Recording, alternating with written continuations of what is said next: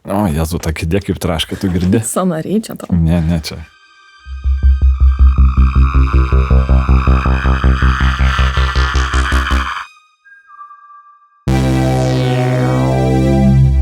Kūrybotyra.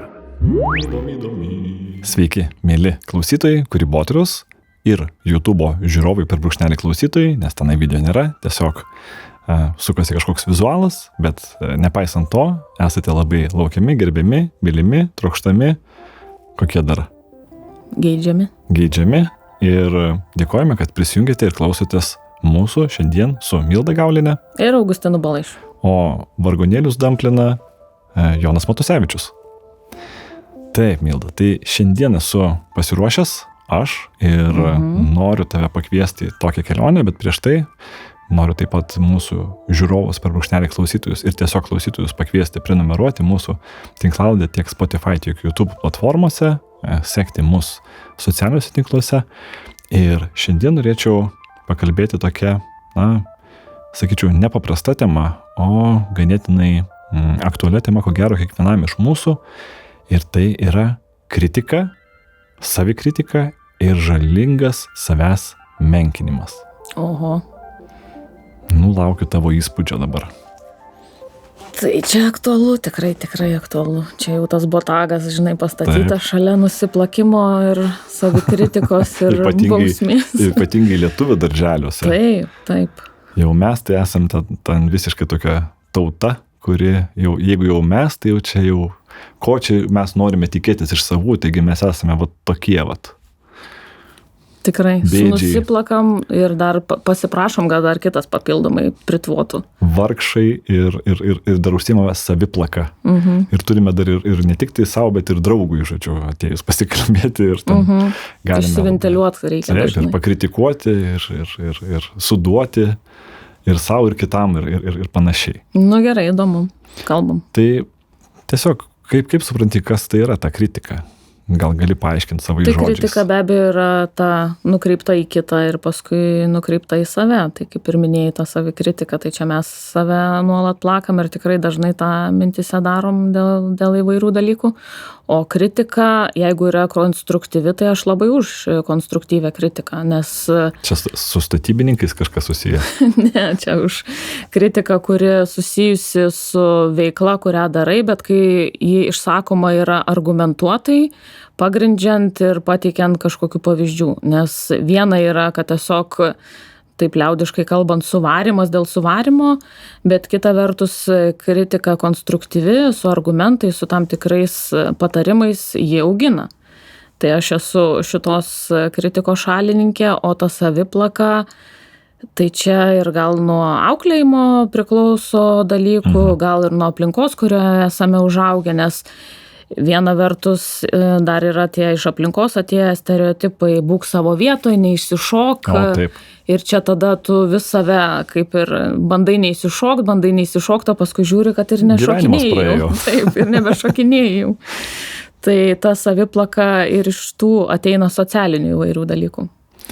Aš irgi bandžiau, besiruošdama šitai temai, atsakyti pats, besiruošdama šitos klausimus, kas yra kritika. Tai aš pagalvojau, kad galbūt aš galėčiau atsakyti, kad tai yra savęs pažinimas.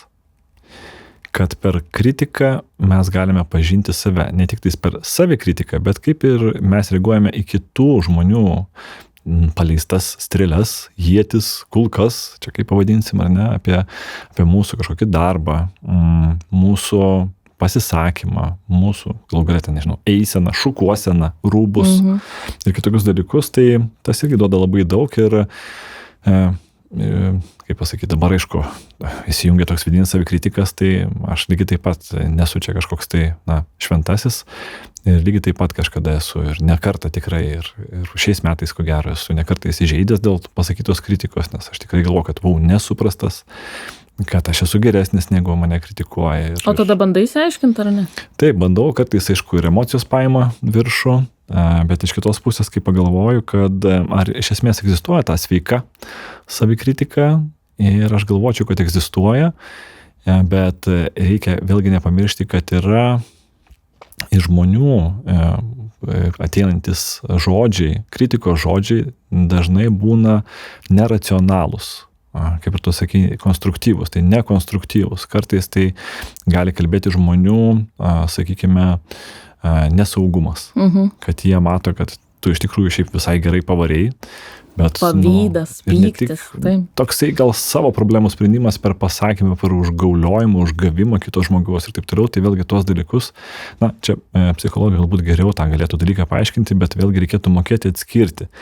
Ir irgi nemilosiu, kad gyvenime sugavęs tokios visiškai netinkamos kritikos, kur mačiau pirmą kartą gyvenime žmogų, jisai manęs nepažįsta ir matomės pirmas kelias minutės ir jis jau sako, kad aš to turėčiau nedaryti, nes turėčiau tą atiduoti kažkam kitam. Bet nei jisai konteksto nežino, nei mano įsigilinimą, nei mano ten kažkokio domėjimosi srities, išsilavinimo, mano, nežinau, profesinių interesų ir taip toliau. Ir kartais tikrai ta kritika būna, tikrai, sakyčiau, žalinga. O tave jį nuslopina, ar kaip tik įsijungia toks, tu taip dabar apie mane galvoji, tai aš to įrodysiu, kad taip nėra? Jo, tai tas sportinis toksai mušimasis, muštynės gali atsirasti, bet paskutiniais metais, tai sakyčiau, toksai esu truputėlį jau senstelėjęs ir galvoju, kam aš čia dabar velsiuosi ir tenai aiškinsiu, įrodinėsiu, ką man to reikia, ar man tikrai to žmogaus išsakytos mintis, ar jo pats tas žmogus, ar man yra tiek svarbus ir reikalingas, kad aš tą pakeiščiau jo įsivaizdavimą apie mane. Taip. Tai čia irgi tokia kritika ir dar tokia viena baisesnė mintis, kur daugeliu žmonių stabdo kūrybiškumą, tai yra, ką kiti pagalvos. O ką kiti pagalvos, o nedaug dieve. Tai va šitas dalykas yra irgi labai ganėtinai juokingas, bet kiek kalbuosi ir su savo studentais, tai būtent tokios mintis užpuola labai jauną žmogų. Ką kitas pagalvos, kaip kitas į mane pažiūrės ir taip toliau. Ir iš viso kaip tam žmogui pasirodys. Nedaug dieve kažkas bus labai labai negero. Ir dabar jie galvos apie mane, gal geriau tada nedarysiu to. Bet čia kaip paminėjai apie tam tikrus žmonės ir jų suteikiamą kritiką, tai man atrodo, mes jau galim turėti prabangą bendrauti su žmonėm, kurie, kaip čia, mūsų akise turi tam tikrą autoritetą, mus įkvepia ir kažkaip paskatina ir iš jų kritiką tą priimant auginti save, o ne iš kiekvieno bambeklio eilinio klausytis komentarų. Tai bet klausimas, tada žmogus iš esmės gali būti, sakykime, objektyvus savo paties atžvilgiu. Ar galima? Tai čia toksai, aš sakyčiau, bent jau man atrodo, aš taip garsiai galvoju, kad tai yra treniruojamas dalykas. Nes, kartais tos kritikos aš pats jaučiu, kad siekiu, mes patys juk siekiam, ar ne? Žinom, kad kažkokį turime specialistą, kažkokį draugą, kuris gerai nusimano toje srityje, kurią mes norime parodyti savo kažkokius tai pasiekimus, savo mintis, savo prototipus sukurtus. Ir tos kritikos tikrai siekime tikslingai. Taip. Tai čia susiję turbūt ir su savianalizė, savistaba ir ta savikritika, tada objektyvumas jos nuo to labai dar priklauso. Ir dar šalia kritikos yra dar toksai vienas besislepantis monstriukas, tai yra orumas. Iš esmės, ar ne, kaip mes tą orumą galime išlaikyti, ar ne, ir kiek ta kritika yra, kaip tas išsireiškimas dabar pagalvokim, kur tas vadinamas, tu kažką pakritikuoji žmogų ir iš tikrųjų jam padarai didžiulę žalą. Kaip vadinasi tas? Įžeidimas? Net ne įžeidimas, bet toksai, ne tik tokia ne įvaizdžio, bet ne institucinė žala. Reputacijos, taip, reputacijos žala. Ar net tai tas orumas, reputacija, kritika ir kartais tikrai nepasverta kritika ir sakyta, netinkamų momentų, netinkamoje vietoje gali tikrai padaryti reputacinę žalą ir pačiam žmogui. Taip, kad, čia kalbėdami apie savikritiką, pagalvokime kartais tikrai, kad netgi atsimenu, mano močiutė sakydavo, kad žmogus kritikuoja, matydamas ant kito šapelį, čia, man atrodo, iš Biblijos, ar ne, tas yra pasakymas, o ant savęs rasto nemato. Tai va, tai tas paleistas žodis kartais tikrai atrodo paleidė akmenuką, gali nusileisti visišku puntuku. Ta prasme, ir gali tikrai žmogų labai labai stipriai užgauti ir kas blogiausia, kad žmonės dažnai, kaip sako, laikas gydo, tai žmogus kaip ir pamiršta tos dalykus, ką tu konkrečiai pasakei, bet tikrai nepamiršta, kaip tu jį privertė jaustis. Taip. Ir tada asociacija nuolat kyla susitikus su to žmogum arba išgirdus apie jį. Tada mes irgi turim galbūt dar pakalbėti apie tą pačią savicenzūrą, kada mes save slopinam ir kada mes nenorim, nes bijom, ką kiti pagalvos, visokiausių stabdžių, kažkokiu tai susigalvojom baimių ir taip toliau ir galvojam, kad tai gali tam tikrų momentų peraugti į savicenzūrą. Ir mes tada net turime kažkokių svajonių, gyvenimo tikslų ir jų nesiekime. Vien dėl to, kad visas tas projekcijas, visus tos prototipus mes kūrėme savo galvose. Ir kas įdomiausia, kad daugelis žmonių, kurie save slopina tiesiog galvodami savo mintise ir sumodeliuoja tą situaciją, suprojektuoja prototipus ir jų neįgyvendina, yra dažniausiai tie žmonės, kurie, kaip tu manai, kokie tai žmonės? Drąsos gal trūksta. Tai žmonės su išsilavinimu. Tai čia tas perfekcionistas visą laiką įsijungęs kalba. Dar perfekcionizmas, tai irgi dar yra kitas dalykas, kad tai yra ir auklėjimo pasekmė, kada tėvai labai spaudžia gauti gerą pažymį, mokytis maksimaliai, tai čia irgi tam tikrai yra auklėjimo trauma. Bet tai nemanai, kad baimė čia dar irgi susijus su šituo elementu? Taip, tai manau, kad ypatingai šiandieniniame pasaulyje, kada viskas yra to privatumo, tarkim, tiek nėra ir viskas yra tiek prieinama, matosi, sakykime, mūsų veiksmai, story kelinėjami, reelsai, kažkokie tai check-inai, ar ne, kur mes ką veikiame, kukiai, ar ne, mūsų dirbtinis intelektas nuspėja, ką mums parduoti, kurio momentu, už kokią kainą, kad mes būtume nusiteikę nusipirkti tą prekę ir taip toliau. Atrodo, vakare pagalvoju, kitą dieną tau parodo ir tie dalykai yra tikrai labai gąsdinantis ir tada tikrai galvoju, ar aš tikrai to noriu ar nenoriu ir kartais netgi, kada koks nors algoritmas kažką tau parodo socialinėje erdvėje, tada pagalvoju, rimtai čia apie mane taip galvoja? Ir tada vėl galvoju, ar čia gal reikėtų įsijungti tą kritiką ir vėl pasižiūrėti, negi aš esu dabar, ar ne, to galingojo visagalio algoritmo, tarkime, akivaizdoje, akise, štai toks kaip man atrodo, arba siūlo šitą turinį, arba šitą produktą. Taip, kaip tu, pavyzdžiui, čia mes visiškai pasiduodam kritikai, kurdami šitą savo tinklalaidę, nes galim savo visiškai mintis atiduoti ir būti pilnai kritikuojami įvairiais būdais. Tai truputėlį, manau, esam netokie jau bailūs, jeigu to nesustabdam ir darom. Ir dar gal klausimą pakartok, nes aš kažkaip tai iš kelių temų čia man susivedė ir dabar jau neatgaminsiu, kuris buvo toks tikslinis. Taip, čia tų klausimų yra pakeliui daug. Aš gal netgi judėčiau dar prie kito, kuris būtų tikrai toksai jautresnis ir, nežinau, čia gali atviraut, gali ne, bet pavyzdžiui, aš irgi kažkaip pergalvos apie šitą temą, galvoju apie vaikystę. Ir atsimenu, kad su studentais, ypatingai kūrybinių industrijų, kada kalbame apie kūrybiškumą ir kada ir kur jisai dingsta, tai ne vieną kartą esame išsidiskutavę, kad vaikystėje patirtos kažkokios tai kritikos, jos formuoja mūsų vadinamą tą vidinį kritiką ir tą savivertę, kad mus sustabdo nuo tam tikrų veiksmų, nuo dainavimo, pavyzdžiui, nuo šokio, nuo piešimo, ar ne, nuo ten kokio nors braižymo, nuo deklamavimo, ar ne, ten eilėraštis kaip pavyzdys, nuo grojimo. Ir daug tokių dalykų, tada supranti, kad gal geriau būti priklausyti tai pilkai masiai. Tai klausimas, ar ne, ar tu prisimeni, kas tave, nežinau, kažkokiai situacijai pasijuokė ir kažką pasakė, kad tu netgi galvoji, kad gal jau tau to nebeverta daryti. Tokio konkretaus, kad pasijuokė, pasakė, nepamenu, bet aš truputį apie šitą pačią temą iš kitos pusės, kad kartais, kaip ir minėjau, tas toksai sukritikavimas sukelia tokį kaip ir pasipriešinimą ir norą įrodyti, kad čia yra gal kitaip. Tai mano iš tokių paprastų ten mokyklos laikų istorija. Kovotojas tokia. Matyt gal, nes tikrai nemokėjau ten gražiai piešti ir per dailės pamoką buvo paskelbta, kad kas nupieš gražų piešinį, ten bus galima į kelionę išvykti ar panašiai, tai su draugė ten susikooperavau, susiorganizavau, nupiešė man gražų piešinį ir į Suomiją pavyko išvažiuoti. Tai toks kitas iš buitinių paprastų, kad pamenu vaikystėje tėtis ten sakė, tikrai tu neužkabinsi tos užuolaidos ir nereikia čia prisigalvoti ir toks, kaip tai neužkabinsiu ir palaukit, aš jau neužkabinsiu tos užuolaidos. Tai toks iš vienos pusės kartais įsijungia toks, palaukit, noriu aš čia pasižiūrėti, ar tikrai, čia ne tai, kad įrodyt kažkam kitam, bet gal labiau savo pasitikrinti, ar tikrai aš čia sugebu ar nesugebu ką nors padaryti. O iš to pasijuokimo, tai be abejo buvę ir mokykloje, kad ne tai pagalvoja, ne tai pasižiūri, ne tai pakomentuoja. Bet kažkaip tada susikuri savo aplinką ir savo žmonės, su kuriais gali jaustis laisvai ir atvirai ir tada nekreipi dėmesio. Tai va, bet tas kažkaip, kaip tu sakai, tai ypatingai jaunam žmogui, bręstančiam žmogui gali būti labai sudėtinga, be galo sudėtinga susikurti tą aplinką, susikurti savo ratą, kuriame tu jaustumėsi neteisiamas, nekritikuojamas. Ir aš tada irgi galvoju, ar mūsų kultūroje labiau yra vertinamas tas kuklumas ar pasitikėjimas savimi.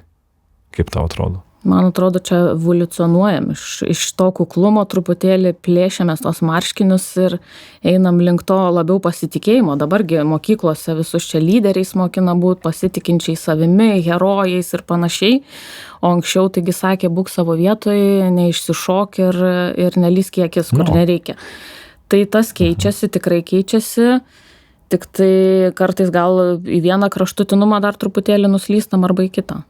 Tai čia, aišku, santvarka pasikeitus, ir ne, tai buvo ir okupacija, ar ne, ir sovietiniai laikai, uždaros visuomenės, po to atsirado vartotojiška visuomenė, ar ne, toksai sprogimas, grinai vartoti, euroremontas ateina, po to informacinė visuomenė, ar ne, tai duomenų, dabar dėmesio visuomenės ir tos, tų įvairiausių apibrėžimų ir mūsų, kai pagalvoju, vien tik per mūsų gyvenimą, kiek mes visko patyrėme ir kiek įvairiausių tų pokyčių matėme, ir interneto atėjimas, ir skaitmeninė revoliucija, ir tas pats ir dopamino visos injekcijos, kurias mes gauname būdami socialiniuose tinkluose, tai labai labai daug ir ypatingai net matydami, kaip kiti žmonės gerai, ar ne, gyvena.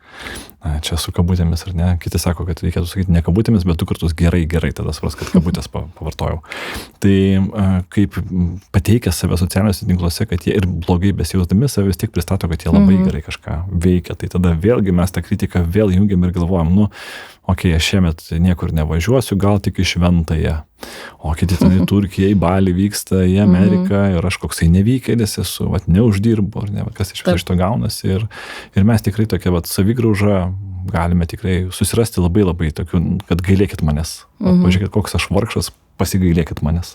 Bet čia labai tada galim nuklysti tokius jau aukos vaidmenį, jeigu aplinka tiek pradeda veikti ir tiek save nusiplakinėti pradedam, tai tada irgi reikia tos savistabos visą laiką turėti ir įsivertinti, kad ne viskas, kas išoriai matoma, yra būtent tokia tiesa. Jį kartais labai nupoliruot. Bet pripažinkim, čia vėlgi priklauso nuo tos temos, ties kurią tu dirbi, ta pagrindinė, ar ne, tas topikas vadinamas, tai tikrai yra menininkų, kaip pavyzdys, kurie būtent prisima tą tokią dalį kentėti ir nekritikuoti save, kad ir jų darbai būtų tokie labiau išgyventi. Tai gali būti ir rašytojai, kokie nors ir tapytojai, ar ne, kad tai būtų ta tokia tema, kur tu negali būti, ar ne, toks linksmas ir po to ateiti ir kalbėti, pavyzdžiui, apie nors ten tremties temą, ar ne, arba apie Sibirą ištremtų žmonės ir panašiai.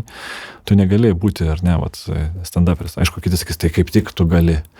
Bet čia vėlgi aš ir su aktoriais esu bendravęs ir kaip jie pasako, kaip jie įdinėja tą vaidmenį. Ir kartais yra labai sudėtingų vaidmenų, kad tu negali taip tiesiog kaip on-off, ar ne, mygtuko spaudęs ir pereiti. Ir išeit po to sunku. Taip, tai čia vėlgi nėra taip visą laiką visose situacijose, kad būtų juoda ir balta.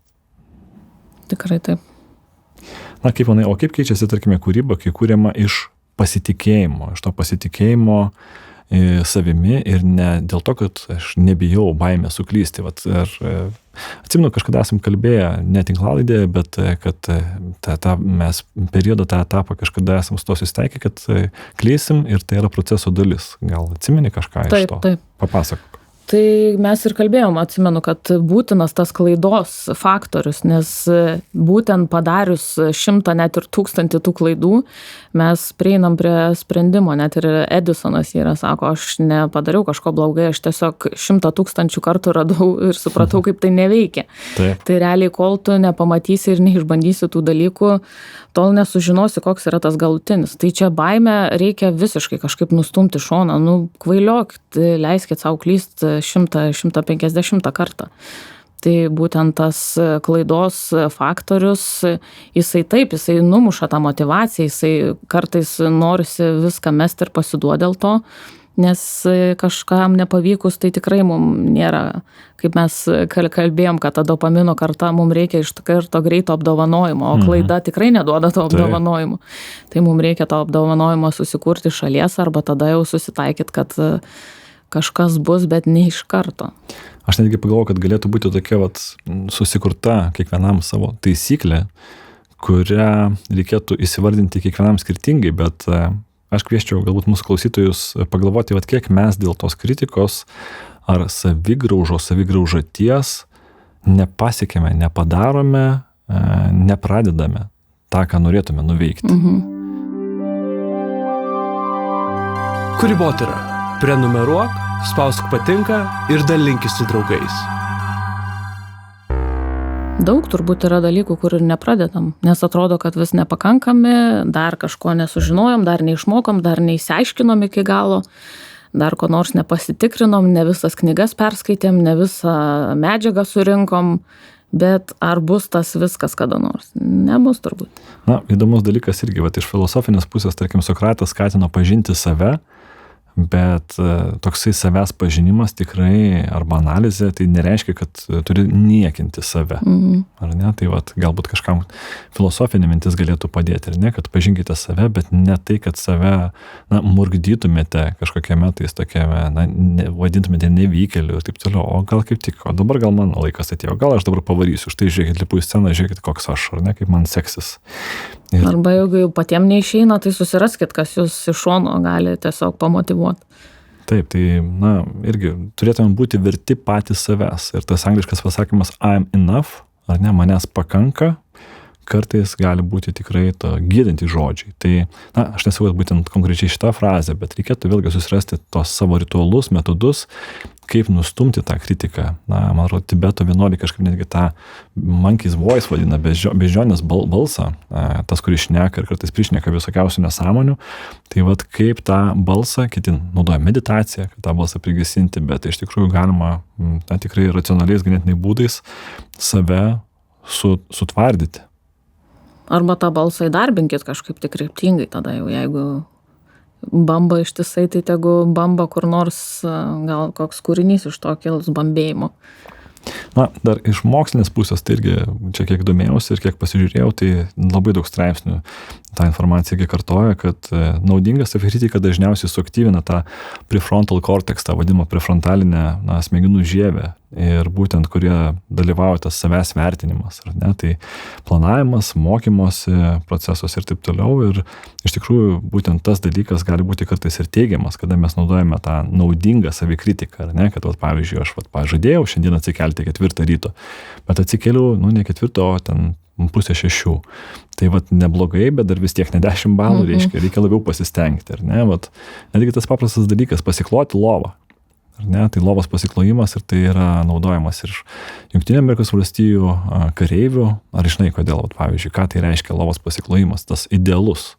Tai čia tvarkos toks simbolis, kad disciplina, tvarka ir visiems įauginta į kraują turi būti šitas. Dar įdomesnis dalykas, kiek man teko domėtis, tai tarkim, jeigu karo sąlygomis, ar ne, tu eini į karą, ne, ir tenai kažkas gali visą dieną tau nesisekti, gali žudyti tavo draugai, būrio draugai, ar ne, vadai ir taip toliau, galit, pralošti kažkokį tai mūšį, bet vis tiek grįžę į savo tą būstinį, tą vietą, kur reikės miegoti, jeigu turėsit galimybę miegoti, pasižiūrėję į lovą, pamatysite, kad vieną darbą padarėte tikrai puikiai. Ir tas puikus darbas, tai yra lovos pasiklaujimas, ta prasme, idealus. Čia geras, lovos. Rimtai čia motyvacinis toks. Tai toksai motyvacinė technika, tai čia yra mano šios dienos kūrybinis metodas, kurį norėjau irgi visiems pasakyti, taip kad irgi kitą kartą jausdamėsi visiškai nevykėliai, galbūt ryte atsikėlę, ar ne, pasiklokite lovą ir vakarė tie pamatysite, kaip jūs idealiai tą lovą pasiklojate ir pagalvokite, vis tiek kažkoks šaunuolis buvo, darbė nesisekė, ten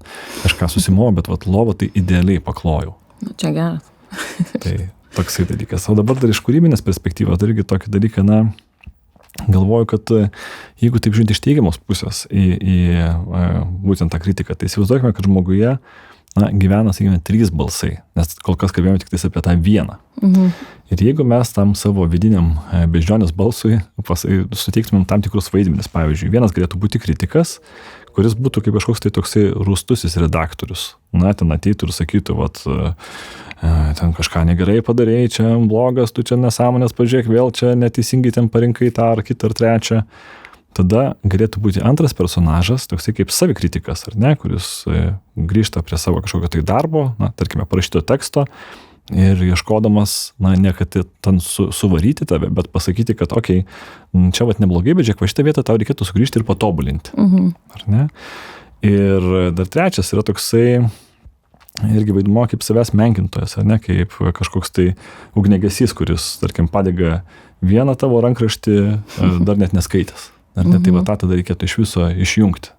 Tai čia, Tai lieka 2. lieka 2, bet vėlgi tų personažų galima labai skirtingų, čia prigalvojau, galima ir dar kitokių, bet kartais reikia kai kuriam tam vidiniam kritikui užtrenkti duris ir iš neleisti uždominuoti. Taip, ir įsileisti tą galbūt geresnį, sakykime, tą personažą, kuris tau, būtų tavo padėjėjas, suporteris ir panašiai. Tai va, tai dar tiesiog, gal tu kokią nors turi metodiką į šitą pusę, kas tau atrodytų, kaip susitvarkyti su savikritika? Tai viena tokia iš metodikų, kaip tik atėjo į galvą, irgi kažkiek su savęs gal pažinimu susijus ir su tuo pagerbimu truputėlį savęs, tai Marinos Abramovič yra metodika viena, kur jį rekomenduoja sėst, pasimt baltą popieriaus lapą, rašiklį, ir valandą laiko, neatitraukiant rankos nuo popieriaus lapo, rašyti savo vardą ir pavardę. Valandą laiko. Toks truputėlį grįžimo į save ir grįžimo link savo vardo ir tapatybės ir ką reiškia mano vardas ir pavardė. Ne parašą, bet vardą pavardę, taip. Ir ką tai duoda, kai jinai aiškina? Tai aiškina tas toksai pabuvimas su savim ir su savo tapatybė, su vardu, su savo pavardė, kas aš esu, kaip žmogus, kaip esu įvardintas, kaip atpažįstamas, kaip save ar susitapatinu su tuo, kaip ir išoriniai mane sutapatina. Tai toksai būtų metodas. Pabandykit. Visiškai netikėtas metodas, šiaip nebuvau girdėjęs, reikės pabandyti.